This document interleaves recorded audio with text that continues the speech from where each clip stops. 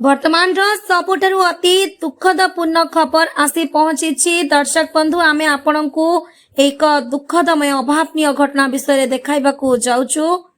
जहाँ वर्तमान सबुठारु बड़ खबर नदी कूलरे भौरी जाल पकाउथिबा बेले मत्स्यजीवी को नदी कूलरू अथल गर्भ पानी भितरकू टाणी नेला कुंभीर। खबर पाई घटनास्थल में वन विभाग सहित अग्निशम विभाग और स्थानीय लोक माने घंटा घंटा धरी खोजा खोजी जारी रखिछथि।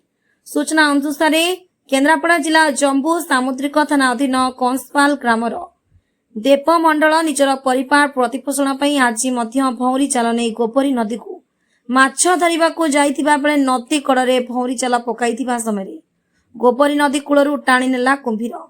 ए घटनाटी तीव्र बेगरे साधारण प्रचार हो गला परे लोक मानकर घटनास्थल में सुअ भली छुटी थिले। अनेक समय खोजाखोजी परे मृत और खंडी अवस्था शवटी मिलिथिला। केन्द्रापड़ारू स्वतंत्र जिला